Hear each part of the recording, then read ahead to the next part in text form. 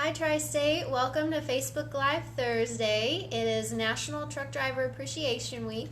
So to begin this live, we just want to say that we appreciate all of you and all the work that you do. And I have a list of some winners. We did a drawing for every day this week. We drew 10 names, one owner-operator, one company for each day.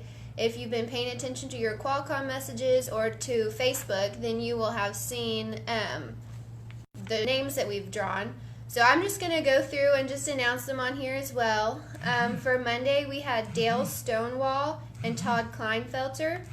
Tuesday, sorry, there's a phone call coming in.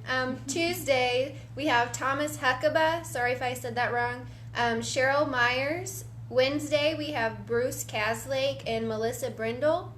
For Thursday, we had Lucian Anderson and Carl Morrison. And for Friday, you're just going to have to wait till tomorrow to find out. So without further ado, I'm going to hand it on over to Vonda Cooper, who is going to be talking on behalf of operations this week. So let me flip it on over. Okay. And you're good to go. All right. Hi, everybody. Thanks for joining us. I do want to say, if you're driving and trying to watch this, please stop that. Drive the truck. You can watch it later. There'll be a version of this on the Tri-State YouTube channel for you to look at when you have time, not driving time available. One of the things I wanted to talk about today, it's going to affect all of us in a pretty big way, and it's the ELDs, or electronic log devices. For the last 2 years, Tri-State has been grandfathered and been using AOBRDs, or automatic onboard recording devices, instead of the ELD, electronic log device. By November 1st of 2019, we want all Tri-State drivers using ELDs to meet the federal mandate. You might ask yourself, what's the difference between an AOBRD and an ELD? And the differences between the two have mostly to do with technical specifications outlined in each code of federal regulation by the Federal Motor Carrier Safety Administration. Very generally speaking, the requirements for the ELD are way more stringent. That's what I'm going to talk about today, because unfortunately it's going to be a big change for you all out there on the road. You will have to make sure you remember to change your logs correctly before moving the truck, because under ELD, the log department, nobody in here will be able to edit any drive time. So you can't make a mistake because we can't edit it, and that's the stringent part of an ELD. If you forget to change to personal conveyance or yard move, we won't be able to change that either. That will be time that will be logged as driving. When you stop for your breaks, your 30-minute break or your 10-hour break, the truck cannot move at all during the break. If you move any distance, even inches, it's going to stop your brake and it'll have to be restarted.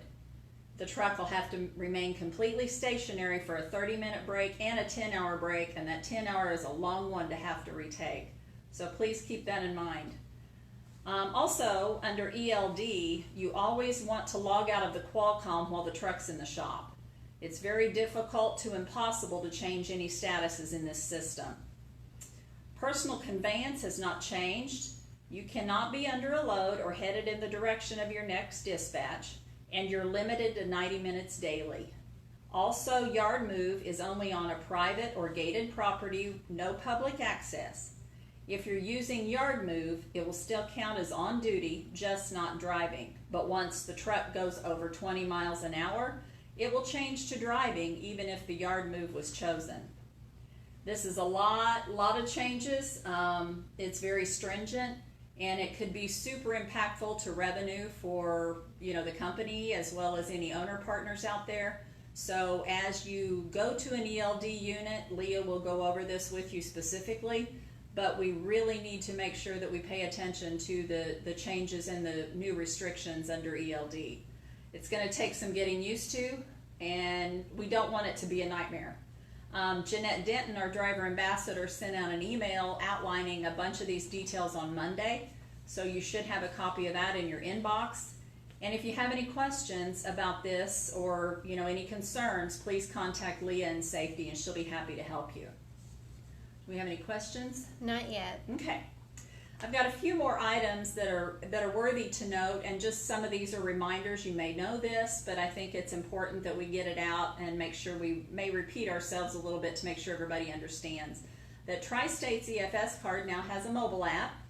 This app provides info on the net cost of fuel per gallon at all stations in our network, like Love's, Pilot Flying J, Petro TA, and Sat Brothers. And you can contact Jeanette Denton for that as well, and she'll get you set up and get you connected with the app, and Jeanette's extension is 2274. For those of you that didn't know it or found out the hard way, Tri-State has a speed policy. Company trucks are set at 65, and no company or owner truck should ever exceed 75 miles an hour. We are monitoring this on the Qualcomm, and drivers are being counseled as speeding is our #1 CSA violation. So keep that in mind as you're traveling down the road. Another thing that we're hearing some not so positive feedback on from you guys is the planners assigning specific trailers for you to take. We've always kind of tried to give you your loaded trailer number, but here recently we've started telling you what empty trailer to pick up if you're going into one of our facilities or customer to, to help us manage our trailer pools. So we're wanting to keep our entire fleet of trailers rolling and productive, so we will give you the trailer numbers, and we want you to pull the number we give you, so that keeps our equipment maintained because the trailers won't set as long, and it also allows us to keep proper preventive maintenance up to date on our equipment, and that also positively impacts our CSA scores. So please get the trailers you're dispatched to take, and make sure that all the trucks and trailers are taken in for service as requested by your DM. You get a message periodically that you're pulling a trailer that needs the service or your truck needs service. Get it done right away, because the maintenance cost on that, if we don't take care of it in a preventive fashion, is detrimental to the company's bottom line. Anything yet? We have a question from Jill Wood. I think she's referencing the ELD mandate. She said, why the changes? Because it's mandated by the Federal Motor Carrier Safety Administration. It's been coming for a long time, Jill. I think the actual date is the end of the year, mid-December, end of the year, but Tri-State set a goal for November 1st to get it done, so we're ahead of the curve. And hopefully by the mandated time, then we've actually got everybody trained and using it properly. Okay, CSA scores, I've mentioned it a couple of times already today, but we've had some hits to our CSA due to improper placarding and locations of your hazmat paperwork. And then the hazmat paperwork is so simple. When you're in the truck, your hazmat paperwork should always be within your reach while in the driver's seat and restrained by your seatbelt. When you're out of the truck, your hazmat paperwork is to be in the door pocket or lying on the driver's seat. The place that makes sense to me is the door pocket. That way we're always in compliance whether in or out of the truck.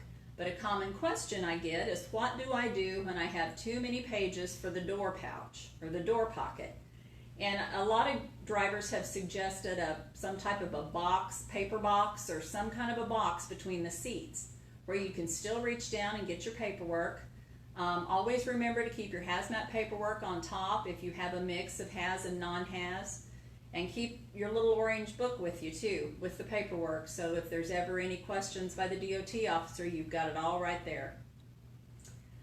Some additional compliance reminders that I was asked to bring up today by the operations group is drivers are to be calling in and completing a haz waste manifest checklist with your driver managers. This will help eliminate mistakes on your paperwork, so if you are DOT'd, hopefully your paperwork will be in order. Also remember, if you have any placarding questions about your load of any type, call our offices. The personnel is available 24/7 here to answer any of your questions, and if they can't answer them, they'll call somebody that can get on the phone with you and help you figure it all out, because you guys, we're in this together, and if we don't get it right, it's detrimental to all of us. So along those lines, another DOT thing we've seen is make sure you have a logbook in your truck. And make sure you have it with you on the off chance, one, your electronic logs fail. You may be asked to also produce that logbook during a DOT inspection. And with the logbook, keep your hours of service reference card handy too, because that's another thing DOT's been asking for during roadside inspections. Safety videos. Periodically, I think it's monthly, you're assigned a safety video to watch. And these videos contain a lot of helpful tips to maintain compliance. And you may feel you've been out there 20 years and this is redundant. I could teach the class. Why do I have to watch a video? Well, there's compliance and insurance reasons we have you watch those. And they are a good refresher no matter how long you've been driving, no matter how experienced you are. It's always good to get a refresher on some basic points that you might let slide because you are experienced. So we do want you to be sure and be vigilant and monitor and watch those videos so we can keep everybody updated on anything that we have out there going on safety-wise. Any other questions? Not yet. Okay. Just some general information stuff. This is stuff that just kind of pops up during the day, and it's a little random, but I'm going to try to keep it as concise as possible. When you arrive at a shipping facility, please be knowledgeable about the general information of your load. When you pull up to the gate, whether it's a commercial customer, a military facility, whatever, and they're asking you, what are you here to pick up? Don't look at them and say, I don't know. That really, really sets off security personnel. And I get how that can happen. You know, you might have not been the driver on duty when the load was sent over, but make sure and familiarize yourself with what you're picking up. The very basic information you should always know is if you're live loading or picking up a preloaded trailer. The second thing, if it's preloaded, know your trailer number you're to pick up. And you should always know the destination of your shipment. And then if you're given any building numbers, pickups, POs, those type of things, you should always have those available to recite. So write them down off the Qualcomm, be ready to answer those questions, because gate personnel get a little upset and a little maybe even leery of you if you pull up to the gate and you don't know why you're there. It's just a little more professional to know a little bit more about your shipment that you're there to pick up. Another thing we have done to help try to get our comments and our directions better, we've put extra lines in your empty call or your e-call macro.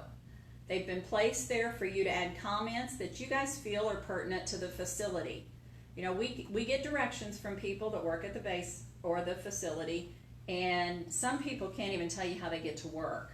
But some examples that would help, you know, turn right at the burning bush. Get on the base, turn right. No room to turn around. That's always a good thing to know and to have in the directions. But as somebody driving a four-wheeler to work doesn't think about that. So, and if you are notified of any new points of contact, any phone numbers, any notices posted in the traffic office, anything like that, let us know.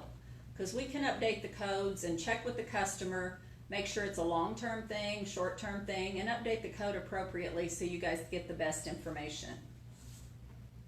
Any questions? We have one from Holly Quinn, but I'm going to advise her to take her question to HR because that's what it relates to. Okay. So then we just got another one from Jesse Davenport. It's more of a comment. He says, sometimes if dropping a load, we do not know finalized destination. So I don't know. Okay, sometimes in the computer when a load is Y-split and you're only taking it to a yard, or a different terminal facility, you may not know, but you know your bills should have a final destination on them, even though the computer doesn't tell you that. So check your paperwork, and if you're unsure about anything, call your driver manager and they'll be able to get you the information you may need.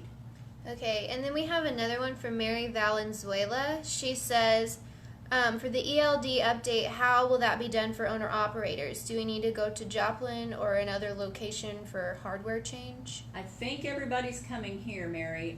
Check with Leah on that, but I know there's been several owners in and out of Joplin over the last couple of weeks getting some upgrades to their Qualcomm for the ELD compliancy. So check with Leah in safety and she'll get you scheduled and get everything set up for you.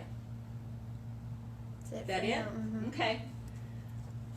Well, I didn't have a whole lot today, but Riley touched on the fact that it's National Truck Driver Appreciation Week, and it's been my pleasure to visit with you guys today.